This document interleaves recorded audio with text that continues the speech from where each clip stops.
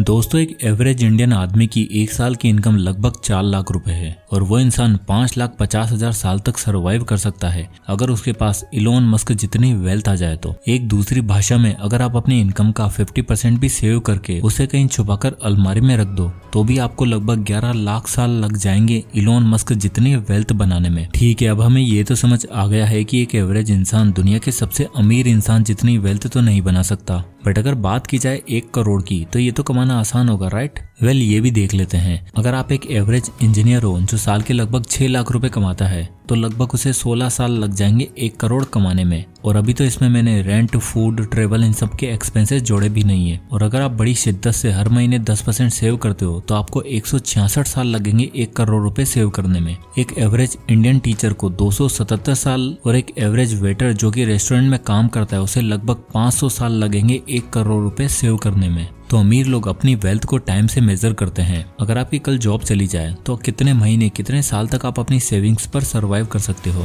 ये होती है ट्रू वेल्थ की definition. Rich dad poor dad के ऑथर रॉबर्ट कियोसाकी की ये किताब हमें फाइनेंशियल इंटेलिजेंस देती है जिसे हमने शायद कहीं खो दिया था, या यूं कहें कि ना तो हमारे टीचर ने ना ही हमारे स्कूल ने हमें सिखाया। ये किताब हमें एक ऐसा रास्ता दिखाती है जो शायद हमें बचपन में सिखाना चाहिए था। पैसों के ऐसे सीक्रेट जो अमीर लोग अपने बच्चों को देते हैं, बट जो लोग अमीर नहीं है उनके लिए ये किताब एक वरदान के बराबर है। और जिसने भी इस किताब के लेसन्स को नहीं जाना वो हमेशा रेट रेस में ही फंस कर रह जाएगा। इस वीडियो के खत्म होने तक मैं आपसे वादा करता हूँ कि आपने जो इतने सालों में नहीं सीखा होगा वो आज आप सीखने वाले हो। और इस वीडियो को पूरा देखने के बाद आप दुनिया के केवल उन गिने चुने लोगों में आ जाओगे जो इस रेट रेस की जंजीरों को तोड़कर अमीर बनना चाहते हैं, लाइफ में कुछ ऐसा करके दिखाना चाहते हैं जो शायद बहुत कम लोग इसे करने की सोच पाते हैं। और सही मायनों में फाइनेंशियल फ्रीडम क्या होती है आज आपको पता चलेगा। So let's begin.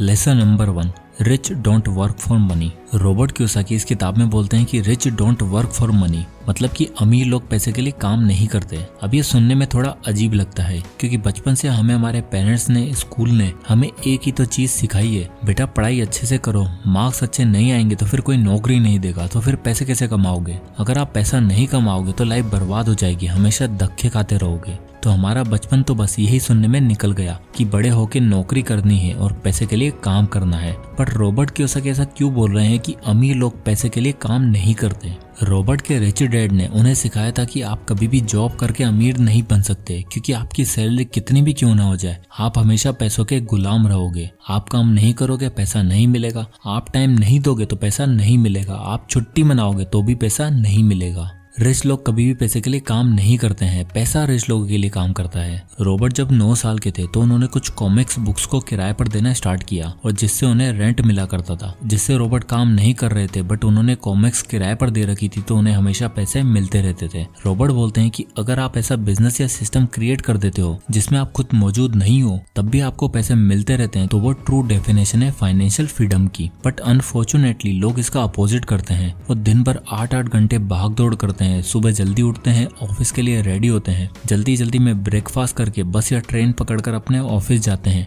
और ऑफिस पहुंचते ही शाम के 5 बजने का वेट करते हैं जैसे कि उन्हें किसी जेल में बंद किया हुआ हो। और इस रेट रेस से लोग बाहर तो आना चाहते हैं बट उनके बिल्स, उनकी कार और उनके घर की EMI, उनके घर के खर्चे उन्हें इस रेट रेस से बाहर आने ही नहीं देते। और ये डर हमेशा उन्हें कुछ नया करने से रोकता रहता है। वो कभी भी अपने कंफर्ट जोन से बाहर निकल नहीं पाते क्योंकि उनकी सोसाइटी, उनके टीचर्स और उनके पेरेंट्स ने उन्हें अच्छे मार्क्स कैसे लाना है ये तो सिखाया, बट कैसे अपने डर को खत्म करके रिच लोगों की तरह सोचना है ये कभी नहीं सिखाया। और इसी कारण एक आम इंसान हमेशा पैसों के लिए काम करता चला जाता है। Lesson number 2, financial literacy. दोस्तों, अगर आप ये सोच रहे हो कि स्कूल आपको अमीर बनाने वाला है तो आप गलत फहमी में हो। स्कूल एजुकेशन जरूरी है, मैं ये मानता हूँ, बट स्कूल का प्राइमरी गोल आपको एक अच्छा एम्प्लॉय बनाना होता है। स्कूल कभी भी आपको एक बिजनेसमैन या एक ओनर नहीं बना सकता। जैसे कि कैसे हमें अपने फाइनेंस को मैनेज करना है और अमीर बनने का सही रास्ता क्या है, इन सब फाइनेंशियल एजुकेशन के बारे में स्कूल हमें कभी नहीं सिखाता। रॉबर्ट के रिच डैड हमेशा बोलते थे, it's not how much money you make,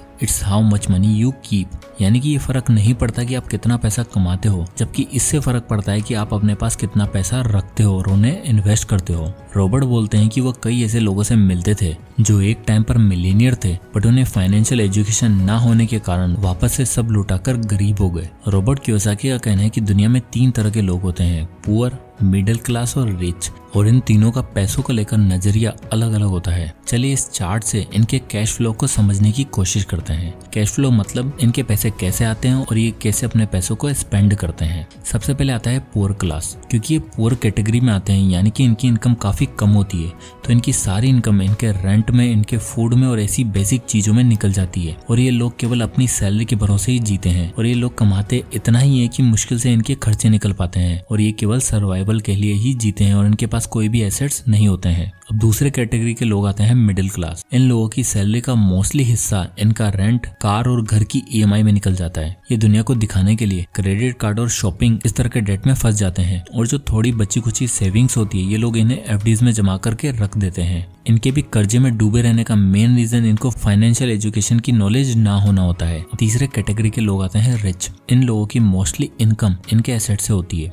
जैसे कोई प्रॉपर्टी लेकर उसे रेंट पर दे देना, कोई बिजनेस एक्वायर करके या फिर स्टॉक्स में पैसा इन्वेस्ट कर देना, जिससे इन्हें हमेशा रेगुलर इनकम होती रहती है और इनके बिना भी इनका काम चलता रहता है और ये अमीर पे अमीर होते चले जाते हैं। रॉबर्ट बोलते हैं कि अगर आप बाकी लोगों की तरह काम करोगे तो आप हमेशा रेट रेस में ही फंसे रहोगे, और आप मेनली दो लोगों के लिए काम करोगे। पहला, आप उस कंपनी के लिए काम करोगे जो आपको सैलरी देती है, और आप उससे उस कंपनी के ओनर को और अमीर बनाते जाओगे। और दूसरा, अगर आपके ऊपर डेट है तो आप बैंक के लिए काम कर रहे हो और बैंक अमीर होता जा रहा है। तो अगर आपको रेट रेस से बाहर आना है तो आपको एसेट्स और लायबिलिटी के फर्क को समझना पड़ेगा। हमेशा उन्हीं चीजों को एक्वायर करने की कोशिश करो जो आपकी जेब में पैसा लाकर दें, ना कि आपकी जेब से पैसा निकालें। Lesson number 3, overcoming fear. Robert बोलते हैं कि मैं आज तक ऐसे किसी भी इंसान से नहीं मिला जिसे पैसा खोना पसंद हो, और न ही किसी ऐसे अमीर इंसान से मिला हूं जिसने अभी तक कोई पैसा नहीं खोया हो। बट मैं ऐसे बहुत से लोगों से मिला हूं जिन्होंने आज तक कहीं पर भी इन्वेस्ट नहीं किया है, क्योंकि उन्हें एक डर होता है, वो है पैसे खोने का डर। यहाँ तक कि हर अमीर इंसान को भी पैसे खोने का डर होता है।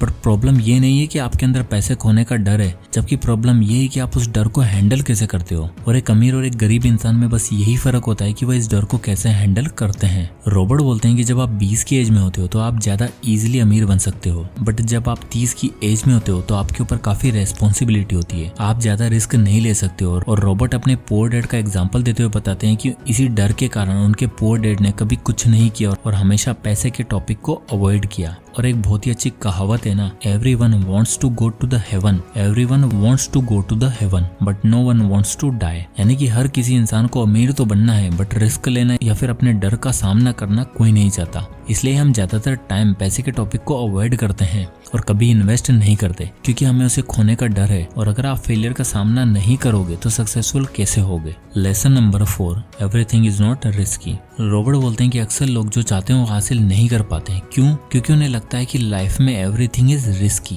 लोगों को लगता है कि हमें तो बस एक ऐसी जॉब करनी है जिसमें हम सिक्योर रहें, कहीं अमीर बनने के चक्कर में हम सब कुछ लुटा ना बैठे, और इस जॉब सिक्योरिटी के चक्कर में वो कभी भी कोई एक्शन लेते ही नहीं है। रॉबर्ट के रिच डैड बोलते थे कि अगर तुम अमीर बनना चाहते हो तो तुम अभी जो सोचते हो, तुम्हारी जो अभी थिंकिंग है, तुम्हें उसका एग्जैक्ट अपोजिट सोचना होगा, तुम्हें अपनी सोच बदलनी होगी। रिच डैड बोलते थे कि अगर तुम जॉब सिक्योरिटी के बारे में सोचते रहोगे तो तुम लाइफ टाइम हार्ड वर्क ही करते रहोगे, इससे तुम नहीं तुम्हारा बॉस अमीर होता जाएगा। और अगर तुम अपना बिजनेस बिल्ड करना स्टार्ट करोगे तो स्टार्ट में हो सकता है कि तुम्हें परेशानियों का सामना करना पड़े, लेकिन बाद में तुम्हें काम नहीं करना पड़ेगा और तुम तब भी पैसा कमाते रहोगे। और बचपन में जब रिच डैड ने यह लेसन रॉबर्ट को बताया था तो रॉबर्ट का ये सवाल था कि ऐसा करना रिस्की नहीं होगा क्या। इस पर रिच डैड बोले कि तुम्हारे पेरेंट्स पैसे बचाने के लिए क्या करते हैं। इस पर रॉबर्ट बोले कि वह सेल का वेट करते हैं और जब सेल होती है तो वो नए कपड़े, नए जूते, ये सारी चीजें सस्ते में ले आते हैं, जिससे वो काफी पैसे बचा लेते हैं। यहाँ तक कि जब वो फूड पर सेल होती है और वो सस्ते में मिल रहा होता है तो उसे फ्रिज में जमा करके रख लेते हैं। इस पर रिच डैड हंसते हुए बोले, मतलब कि तुम्हारे पेरेंट्स पैसे बचाने के लिए बहुत हार्ड वर्क करते हैं।